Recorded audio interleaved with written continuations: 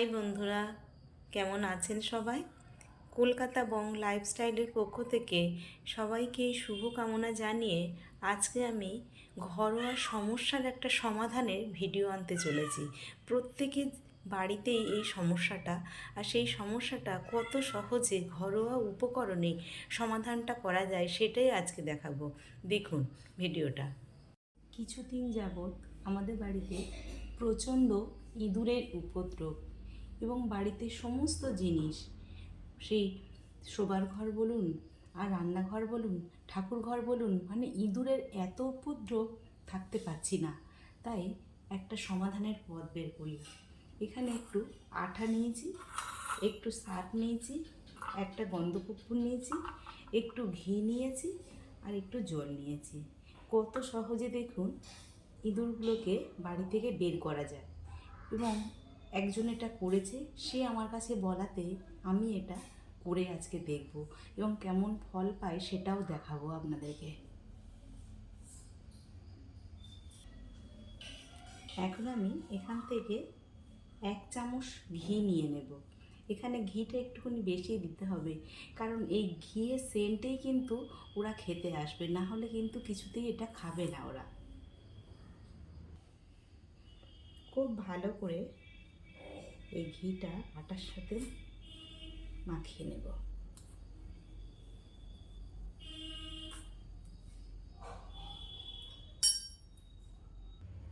খুব ভালোভাবে শুকনো অবস্থাতে, মানে শুকনো আঠার মধ্যে এটা খুব ভালোভাবে মিশিয়ে নিয়েছি ঘিটা। এবার অল্প অল্প করে জল দিয়ে এটা শক্ত করে মেখে নেব। আপনারা জানাবেন আপনাদের বাড়িতেও কি একই রকম সমস্যা হয় এই ইঁদুরের উপদ্রব।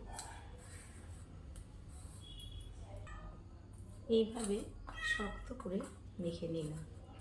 এবার গন্ধকর্পূরটা আমি এখানে গুঁড়ো করে নেব। এরকম গন্ধকর্পূরটা নিলাম, দিয়ে পেপারের মধ্যে দিয়ে এটা একটা নোড়া দিয়ে বা শক্ত কিছু দিয়ে এভাবে করলাম। নোড়াটা কিন্তু অবশ্যই ভালো করে ধুয়ে নেব।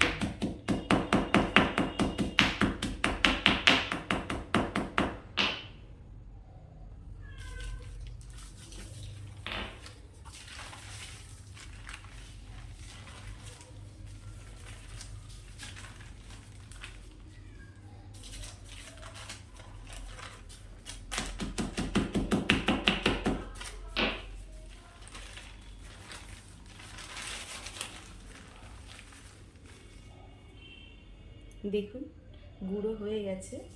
এবার এটাকে হাত দিয়ে একটুখানি মিশিয়ে নেব, নিয়ে এর মধ্যে সার্ফ দিয়ে দেব। 1 চামচ সার্ফ নিয়েছিলাম, খুব ভালোভাবে মিশিয়ে নিলাম। এবার আমি হাতটা ধুয়ে নেব, কারণটাও আমি জানাচ্ছি কেন হাতটা ধুয়ে নিচ্ছি। হাতটা আমি ধুয়ে চলে এসেছি। হাতটা এই জন্যই ধুলাম, যদি আমার হাতে ওই গন্ধকর্পূরের গন্ধটা থেকে থাকে, মানে ময়দাতে লেগে থাকে, তাহলে কিন্তু ইঁদুর খাবে না। এবার এখান থেকে ছোট ছোট করে আমি যেমন আঠা লেচি কাটে তেমন লেচি কেটে নেব, যতগুলো হয়। যেখানে যেখানে ইঁদুরের উপদ্রব খুব হয়, গ্যাসের পাশে, ঘরের মধ্যে, ঠাকুর ঘরে, বিভিন্ন জায়গাতে, সেগুলো একটা একটা করে খোলা দিয়ে দেব। দেখুন এইভাবে আটা খিলি করলাম, তার মধ্যে এই গুঁড়ো সার্ফ আর গন্ধকর্পূরের গুঁড়ো কিছুটা দিয়ে দিলাম, দিয়ে মুখটা বন্ধ করে দিতে হবে।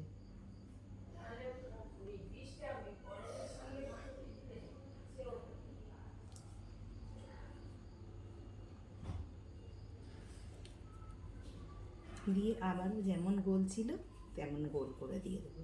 দেখলেন, এইভাবে প্রত্যেকটা গোল্লা পাকিয়ে নেব।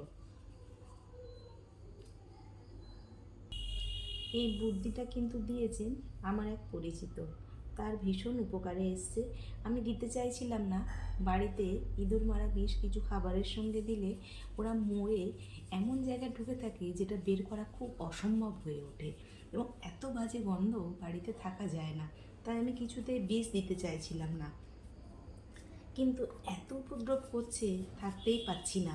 তাই সেই আমাকে বলল যে এতে ঘরের মধ্যে মরবে না, এরা ঘরে থেকে বেরিয়ে বাইরে গিয়ে নয় মরে যাবে, নয় এখানে আর আসবেই না। তাই আমি এই পদ্ধতিটা প্রয়োগ করছি। আমার সবগুলো গোলা করা হয়ে গেছে। এবার এর মধ্যে একটু ঘি দিয়ে দেব, যাতে মানে এর গাটা ঘি ঘি গন্ধ থাকে। অনেক সময় হয় না, হাতে দিয়ে গোল্লা করেছি, গন্ধ কর্পূরের একটু গন্ধ যদি লেগে থাকে, তাই জন্য একটু ঘি মাখিয়ে দেবো, যাতে তাড়াতাড়ি এটা খেয়ে নেয় আর এটা ওরা ধরতে না পারে ভিতরে কী আছে। আমি হাতে এখন সাবান দিয়ে এসে একটু ঘি হাতে করে নিয়ে নিলাম, নিয়ে প্রত্যেকের গায়ে একটু মাখিয়ে দেবো। ওরা খেলো কী অবস্থায় হলো আমি সকালবেলা আপনাদেরকে জানাবো। কালকে রাত্রে ইঁদুরকে দূর করার জন্য এটা বানিয়েছিলাম। তার মধ্যে আমি টোটাল 11টা বানিয়েছিলাম, ওরা 5টা খেয়েছে এবং রাত্রিবেলা দেখলাম তাদের উৎপাতটাও অনেকটাই কমেছে। তাহলে মনে হচ্ছে কাজ হবে। তাহলে আমি যেভাবে বানিয়েছি বাড়িতে একবার ট্রাই করে দেখুন, যদি ইঁদুরের উপদ্রব হয়। আর ভিডিওটি কেমন লেগেছে আমাকে জানাবেন। সবাই ভালো থাকবেন, সবাইকে ভালো রাখবেন। পরের দিন আবার নতুন ভিডিও নিয়ে চলে আসবো। টাটা।